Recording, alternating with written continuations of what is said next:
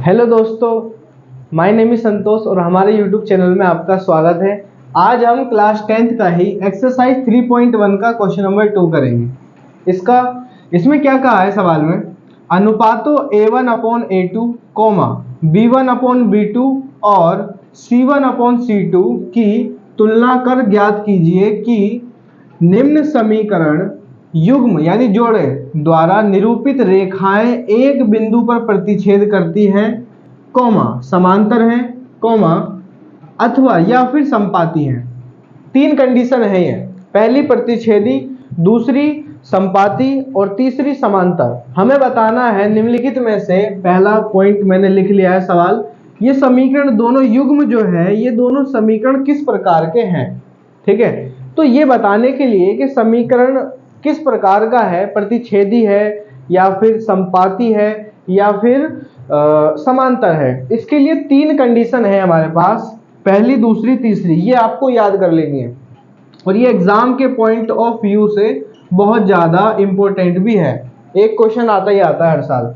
देखो, A1/A2 बराबर नहीं हो जब B1/B2 के, तो दोनों समीकरण के जो युग्म होंगे वे किस प्रकार के होंगे, रेखाएं एक बिंदु पर प्रतिच्छेद करती हैं। यानी दो समीकरण जो होंगे, दोनों समीकरण की ग्राफ पे जब हम रेखाएं खींचेंगे तो एक बिंदु पर वो प्रतिच्छेद यानी कहीं पे काटेंगी। प्रतिच्छेद करना मतलब ऐसे कि एक रेखा यूं जा रही है, एक रेखा यूं जा रही है, किसी एक पर्टिकुलर पॉइंट पे जाकर के वो बिंदु काटेंगे, प्रतिच्छेद करेंगे। और रेखाएं एक बिंदु पर प्रतिच्छेद करती हैं, वो समीकरण के जो जोड़े होते हैं, युग्म होते हैं, वो संगत भी होते हैं।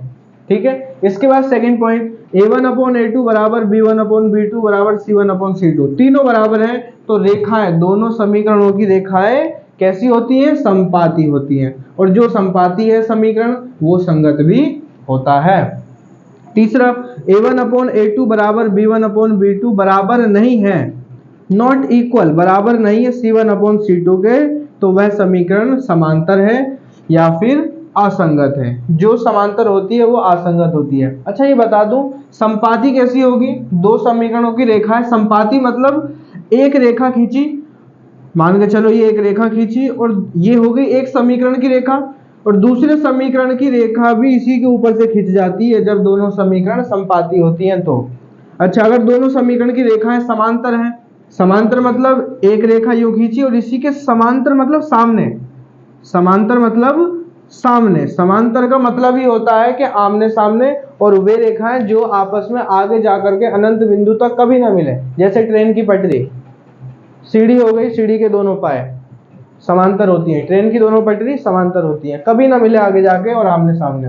तो ये तीनों कंडीशन आपको याद रखनी है। ठीक है, फटाफट ये मैं मिटा रहा हूं और अब पहला पॉइंट हम जल्दी से फटाफट 2 मिनट में खत्म करते हैं, अभी आपको समझ में आ जाएगा। देखो, ये देखो दे रखा है पहला पॉइंट, हमें बताना है ये समीकरण में जो रेखाएं हैं समीकरण की किस प्रकार की हैं।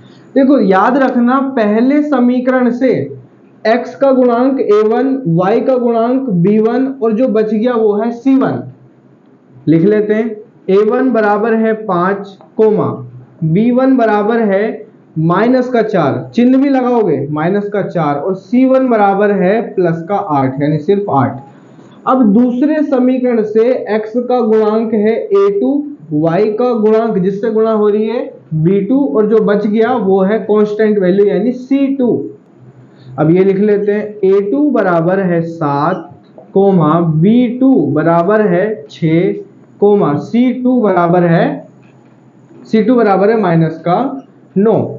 हमें क्या करना है, डायरेक्ट फॉर्मूला लगाना है, A1/A2 बराबर में B1/B2 बराबर C1/C2। फॉर्मूला मान लेना इसको। A1A2 क्या है, 5/7, 5/7 बराबर B1B2 -4/6, -4/6 बराबर C1/C2 8/9। ये देखो कट रहा है, काट दो, 2 दूनी 4, 2 तिया 6 और कोई सा कट ही नहीं रहा। ये आ गया आपका 5/7 बराबर -2/3 बराबर 8/-9। आप देख सकते हो ये दोनों बराबर नहीं है, 5/7 बराबर नहीं है 2/3 के और माइनस में भी है। अब ये दोनों जब बराबर ना हो ना, हमेशा याद रखना इसको देखना ही नहीं है, झांकना भी मत उसे, जब ये दोनों बराबर नहीं है उससे कोई मतलब नहीं है, दुनिया वो एक तरफ, उससे देखना ही नहीं है, ध्यान ही मत देना। ये दोनों बराबर नहीं है, मैंने भी बताया था, जब a1/a2 बराबर ना हो b1/b2 के, तो रेखाएं एक बिंदु पर प्रतिच्छेद माने होता है काटना, प्रतिच्छेद करती हैं, या इसी को ही हम संगत भी बोलते हैं। ये बता देता हूं अभी से ही, अगला क्वेश्चन वही है संगत असंगत के ऊपर। वीडियो कैसी लगी कमेंट करो, सब्सक्राइब करो। जय हिंद जय भारत।